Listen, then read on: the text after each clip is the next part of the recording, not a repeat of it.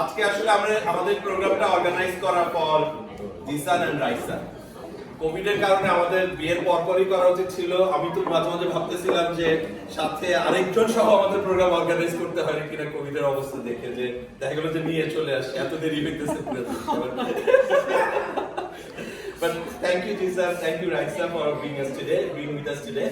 এবং আমরা আশা করি যে ওরা ভালো থাকবে, সুখে থাকবে, সুন্দর থাকবে। ভাই হিসাবে, বোন হিসাবে এটা আমাদের একটা বিশাল চাওয়া এবং আমরা দোয়া করি ওদের জন্য সবসময়। এবং টু ডেট এখন পর্যন্ত Raisa and Zisan is doing fabulous, they are really wonderful couple এবং দেখার মতো একটা কাপল। আমরা সবসময় we are proud of them যে they are doing really really great.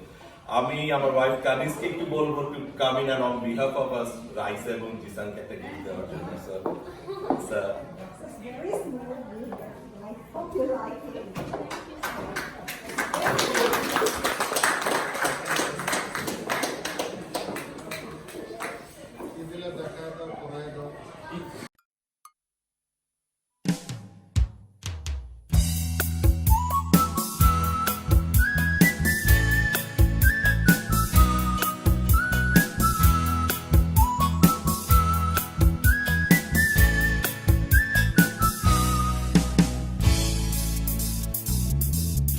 নতুন একটা জীবন তোমার, রঙিন কিছু স্বপ্ন, নতুন একজন বন্ধু তোমার, যাকে নিয়ে তুমি মগ্ন।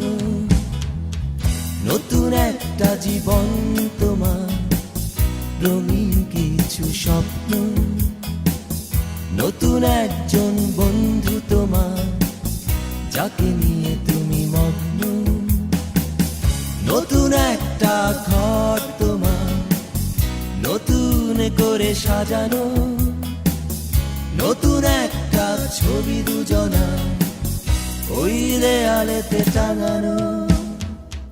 নতুন একটা জীবন তোমার, রঙিন কিছু স্বপ্ন, নতুন একজন বন্ধু তোমার, যাকে নিয়ে তুমি মগ্ন।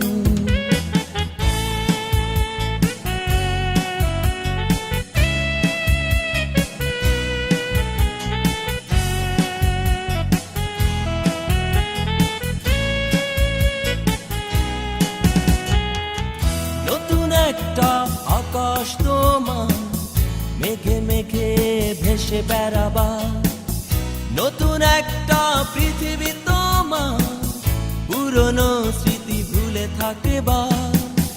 নতুন একটা আকাশ তোমার, মেঘে মেঘে ভেসে বেড়াবা, নতুন একটা পৃথিবী তোমার, পুরনো স্মৃতি ভুলে থাকবা।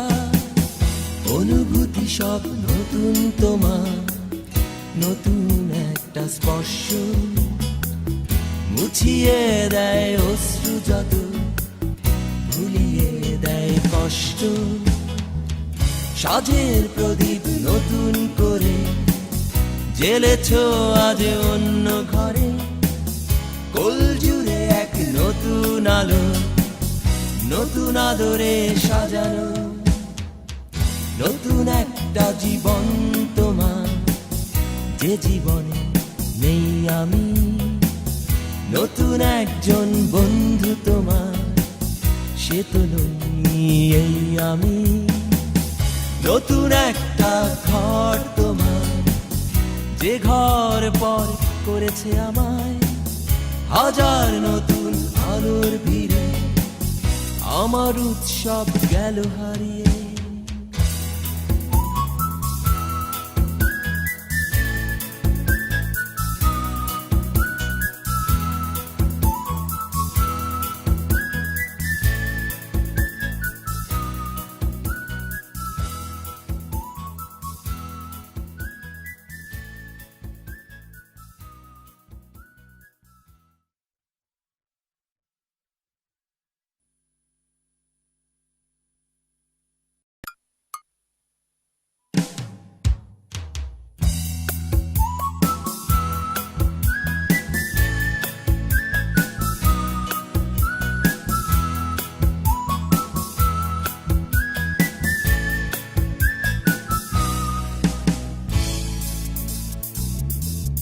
নতুন একটা জীবন তোমার, রঙিন কিছু স্বপ্ন, নতুন একজন বন্ধু তোমার, যাকে নিয়ে তুমি মগ্ন।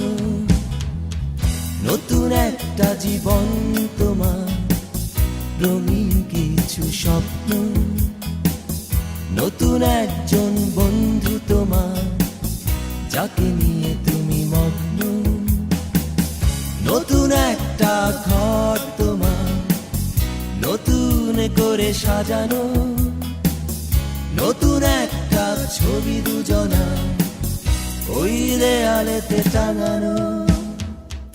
নতুন একটা জীবন তোমার, রঙিন কিছু স্বপ্ন, নতুন একজন বন্ধু তোমার, যাকে নিয়ে তুমি মগ্ন।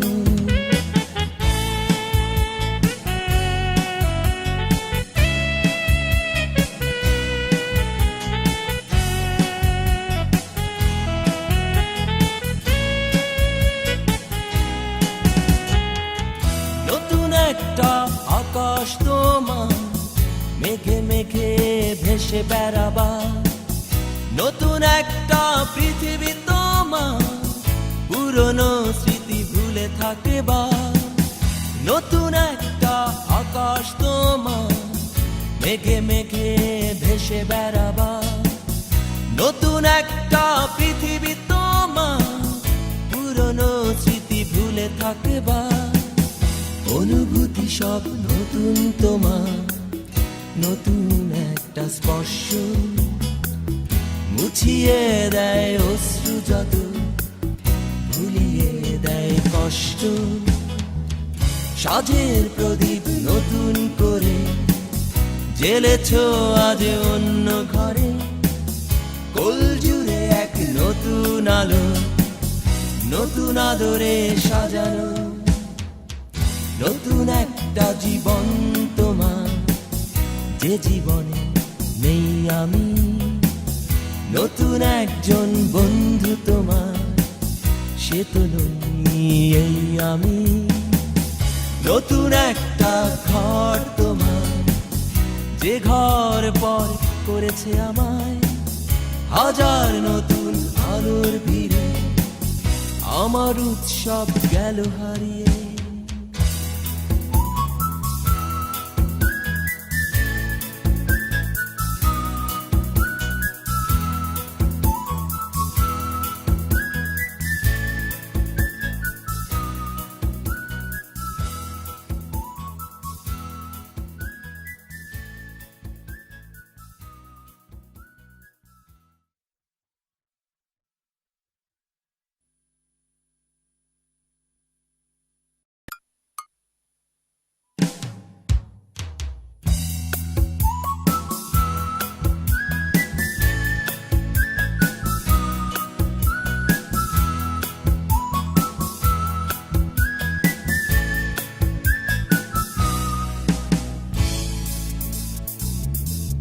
নতুন একটা জীবন তোমার, রঙিন কিছু স্বপ্ন, নতুন একজন বন্ধু তোমার, যাকে নিয়ে তুমি মগ্ন। নতুন একটা জীবন তোমার, রঙিন কিছু স্বপ্ন, নতুন একজন বন্ধু তোমার, যাকে নিয়ে তুমি মগ্ন। নতুন একটা ঘর তোমার, নতুন করে সাজানো, নতুন একটা ছবি দুজনা ওই দেয়ালেতে টাঙানো। নতুন একটা জীবন তোমার, রঙিন কিছু স্বপ্ন, নতুন একজন বন্ধু তোমার, যাকে নিয়ে তুমি মগ্ন।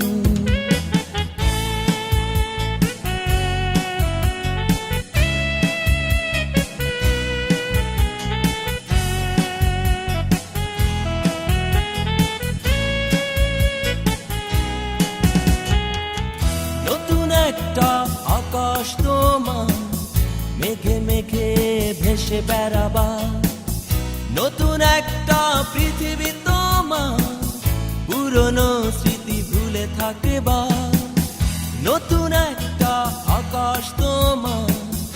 মেঘে মেঘে ভেসে বেড়াবার নতুন একটা পৃথিবী তোমার পুরনো স্মৃতি ভুলে থাকবার অনুভূতি সব নতুন তোমার নতুন একটা স্পর্শ মুছিয়ে দেয় অশ্রু যত ভুলিয়ে দেয় কষ্ট সাজের প্রদীপ নতুন করে জ্বেলেছ আজ অন্য ঘরে কোল জুড়ে এক নতুন আলো নতুন আদরে সাজানো নতুন একটা জীবন তোমার যে জীবনে নেই আমি নতুন একজন বন্ধু তোমার সে তো নই এই আমি নতুন একটা ঘর তোমার যে ঘর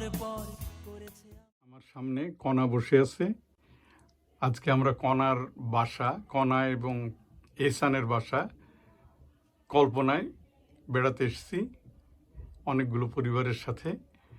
এখন কণা তার স্বপ্নের বাড়ি সম্পর্কে আমাদের সাথে তার ভাবনা আবেগের বিষয়টা শেয়ার করবে।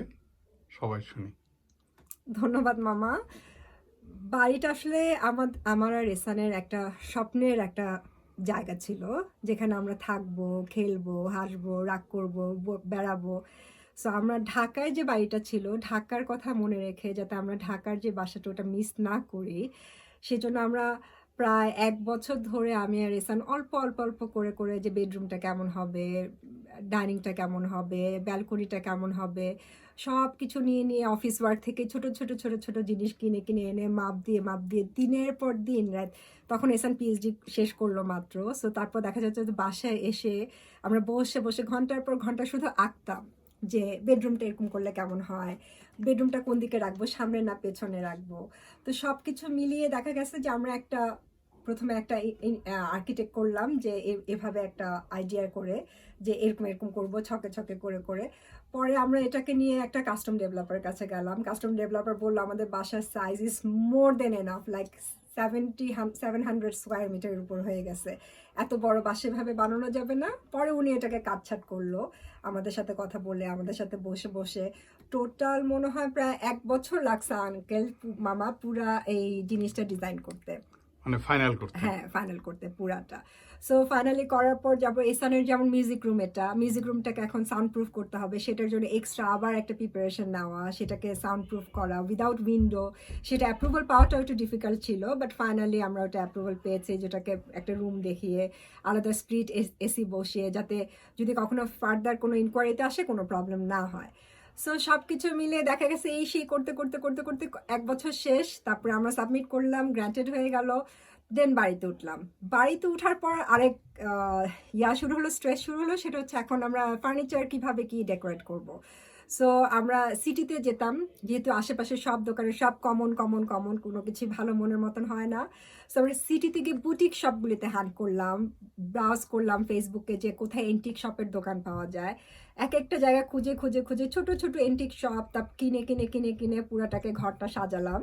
সেটাও খুব মজার ছিল আসলে। আর আমার আর এসানের যেটা সুবিধা, যে আমাদের দুজনের টেস্টটা খুব মিলে, মানে আমাদের দুজনের কখনো মতের কোনো বিরোধ হয় না, যে না আমি এটা ওটা না, এরকম কখনো হয় না।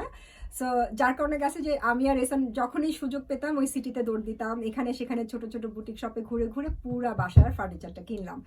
কেনার পরে তারপর আমরা ওয়ালগুলো পেইন্ট করি, যে এই রুমের ফার্নিচার এটা, সো ওইটার বেস করে আমি রুম কালারগুলো সাজাই। আর ওয়ালপেপারটা আমার প্রথম থেকে একটা ছিল যে আমার বাসায় কিছু কিছু জায়গায় আমি ওয়ালপেপার দিব। তো আমার এক ছোট বোন আছে, ওর হেল্প নিয়ে আমি ওয়ালপেপারের জায়গাটা যে কিভাবে কোন জায়গাটা করবো, কারণ ও নিজের বাসায় ওয়ালপেপার দিয়ে সাজিয়েছিল। সো ও আমাকে হেল্প করেছে যে আপু এখানে এখানে এই ওয়ালপেপারটা দিলে ভালো হয়। সো এই তো তারপরে দেখা গেছে যে ওয়ালপেপার শেষ হলো, ফার্নিচার শেষ হলো, দেন আমাদের ল্যান্ডস্কেপিং। সো তখন আমরা একটা প্রফেশনাল একজনকে হ্যান্ড করলাম, যে কাউকে পাওয়া যায় কিনা। একজন লোক আসলেন, উনি পরে পুরাটা ছকে এঁকে দিলেন যে এভাবে এভাবে।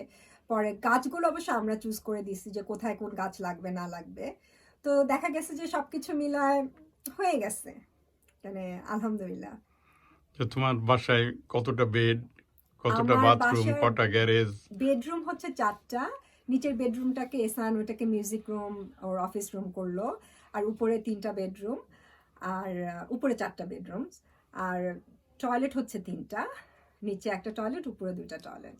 আর বসার ঘর?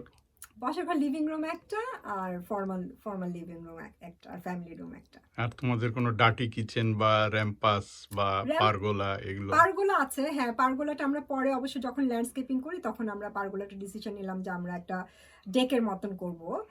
অ্যালফ্রেস্কো তো আছেই, সাথে আমরা আরো যেহেতু জায়গা ছিল তখন আমরা ভাবলাম যে ওই জায়গাটা আমরা একটু ডেক করি, একটু ডিফারেন্ট কিছু করি, যে ওপেন একটা সিটিং প্লেস। তো এসানকে দিয়ে পরে ওটাকে অন্যভাবে করলাম, লোকলি দিয়ে। এসান আবার ওটার ভেতরে উপরে লাইট লাগিয়ে সুন্দর করে একটা একটা একটা এটা ইন্টারেস্টিং একটা টেক্সচার আনার জন্য ডিফারেন্ট একটা লাইট টাইট দিয়ে শেডেড করে একটা সিটিং প্লেস করলাম। আচ্ছা আচ্ছা।